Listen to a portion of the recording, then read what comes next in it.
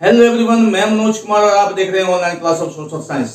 पिछले video lecture में आपने जाना कि how federalism practice in India.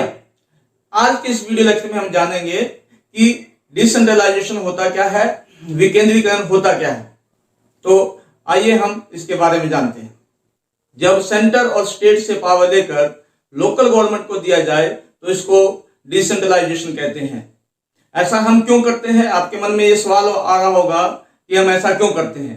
हम ऐसा इसलिए करते हैं ताकि आप इसको इस बात से समझिए, जो स्थानीय जो लोग होंगे, जो लोकल जो व्यक्ति होगा, जो नेता होगा, वो वहां के लोकल प्रॉब्लम को, लोकल इश्यूज को बहुत अच्छी तरह से समझेंगे और उसका सोल्यूशन भी उसके पास होगा और वही डिसाइड कर पाएंगे कि कौन सी प्राथमिकता के आधार पे, प्रायोरिटी के बेसिस पे कौन से काम पहले किया जाए और कौन से बाद में किया जाए। और वो उस व्यक्ति से, उस नेता से जो बहुत दूर बैठा हुआ है, उस एरिया से, उस लोकेलिटी से, उसे बेहतर ढंग से जो है काम कर पाएगा। इसीलिए जो ना डिसेंट्रलाइजेशन का जो प्रोविजन भारत के संविधान में किया गया। और इससे और भी फायदे हैं, जैसे कि लोगों की, जो लोकल लोगों की जो भागीदारी है वो जो है वो सुनिश्चित होती है। ज्यादा से ज्यादा लोग जो है राजनीति में दिलचस्पी लेते हैं और उनमें जो है पॉलिटिकल अवेयरनेस आती है, राजनीतिक जागरूकता आती है और वो अपने कामों को लेकर, अपनी समस्याओं को लेकर जागरूक रहते हैं। जब भारत का संविधान 1950 में बनकर तैयार हुआ तो उसमें ये प्रोविजन रखा गया कि लोकल गवर्नमेंट को जो का प्रोविजन रखा गया, जिससे जो ना डिसेंट्रलाइजेशन को बढ़ावा मिले। लेकिन आपको इस बात का ध्यान रखना है कि उस समय कॉन्स्टिट्यूशन के जो पावर है, उसके जो बैकअप है, कॉन्स्टिट्यूशनल बैकअप जिसको कहते हैं, गारंटी जो कॉन्स्टिट्यूशन में, वो नहीं दिया गया था। इलेक्शन रेगुलर बेसिस पे नहीं होते थे।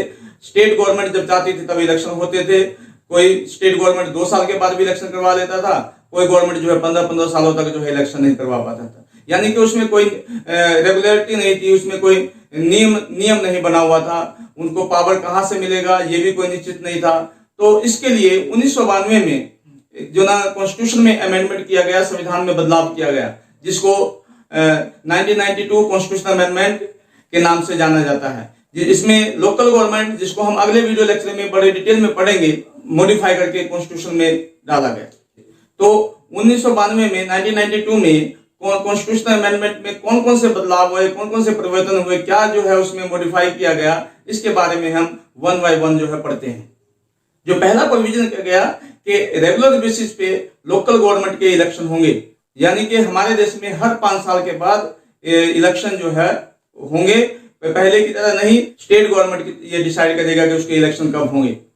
सेकंड, SC, ST और OBC के लिए रिजर्वेशन का प्रोविजन किया गया।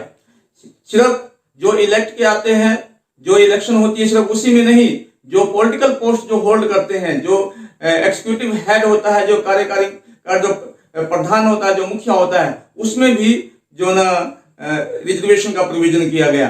तो इस तरह से हम देखते हैं कि ये जो संविधान में जो संशोधन किया गया, उसमें SC, ST और OBC का प्रोविजन किया गया। जो चुन के आते हैं उनमें, मेंबर्स में भी, और जो हेड है, एक्सिक्यूटिव जो हेड है, उनमें भी रिजर्वेशन का प्रोविजन किया गया। थर्ड, जितने भी मेंबर्स चुन के आते हैं लोकल गवर्नमेंट के, उनमें कम से कम 1/3, 1/3 सदस्य महिलाओं की संख्या को भी रिजर्व किया गया।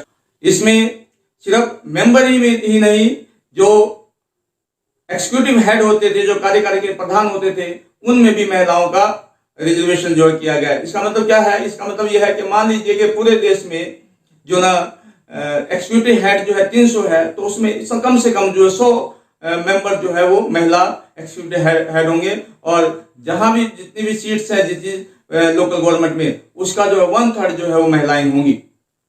फोर्थ, एक स्वतंत्र स्टेट इलेक्शन कमीशन का भी गठन किया गया।